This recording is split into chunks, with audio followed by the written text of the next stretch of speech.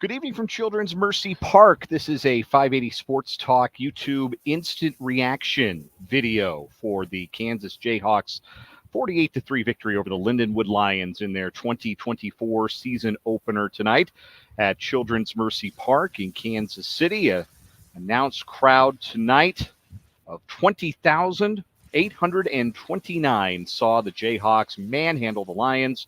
The 22nd ranked team in the country starts their 2024 season 1-0. I'm Dan Lucero, live from a rapidly darkening Children's Mercy Park with this post-game reaction. If you enjoyed this video, give us a subscription. Subscribe to the YouTube page, 580 Sports Talk. You can also like the video. That helps us a lot.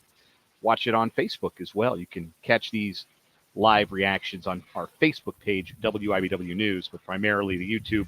580 Sports Talk, again, is that channel on YouTube.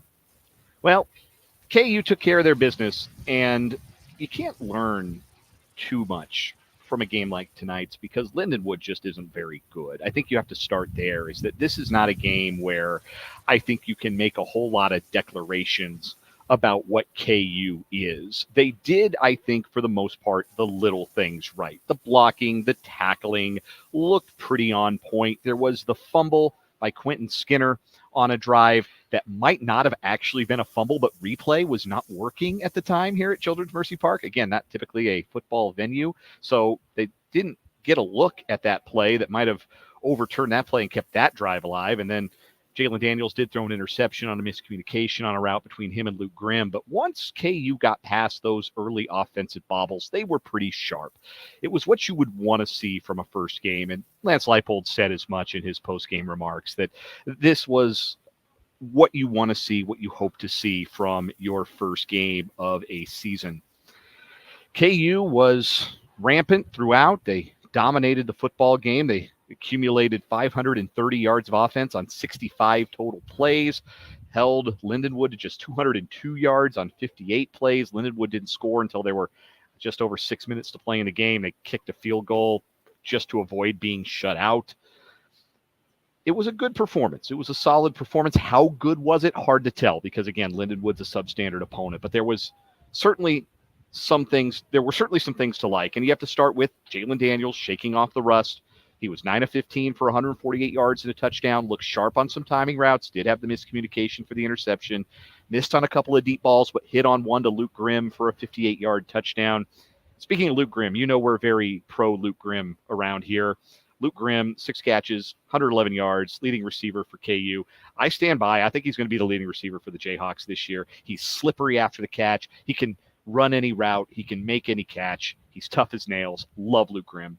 Great game for him tonight. Devin Neal did what Devin Neal does, 112 yards and just 8 carries, including a long of 53 yards and 2 touchdowns to give him 35 rushing touchdowns in his career. He's now second all-time in the Kansas annals when it comes to total touchdowns by a Jayhawk, and he might get to number 1 by the time this season is all said and done.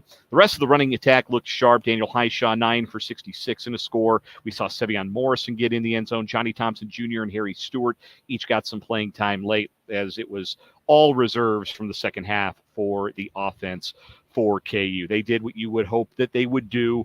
Offensive line played well. There were some questions about it, but it looked pretty strong, held their blocks well. I'm struggling to recall any penalties on them. I think there was a holding penalty on Jared Casey at one point, the tight end, but the offensive line held its ground, did what it was supposed to do. Defensively, again, Lindenwood just the 3 points coming in the fourth quarter against the second team. 2 guys in particular that I think deserve mention because they got a lot of preseason hype, and both were really good tonight. Cornell Wheeler, the middle linebacker, the team captain, flying around. You really noticed number 44.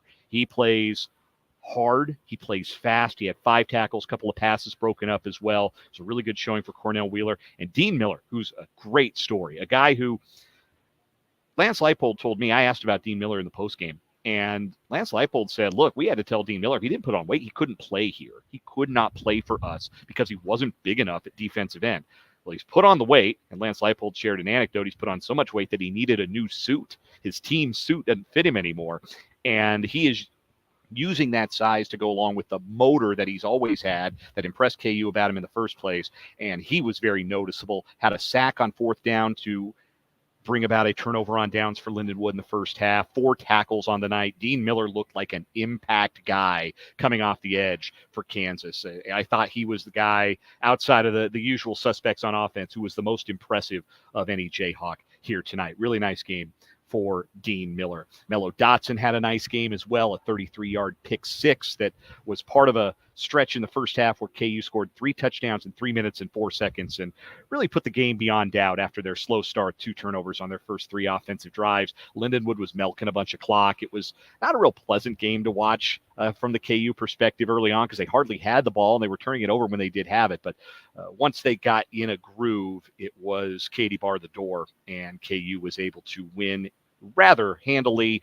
They were up 41-0 at halftime. Check that. They were up 34-0 at halftime. No, 34-0 at halftime. Scored 2 touchdowns in the second half, one from Sevion Morrison, one from Douglas Emelian, who caught a touchdown pass from Cole Ballard again when the second team was out there. So a strong performance, a strong start for the Jayhawks. Children's Mercy Park was a neat, unique venue for college football. The students turned out really well, stayed for most of the game. The crowd was into it.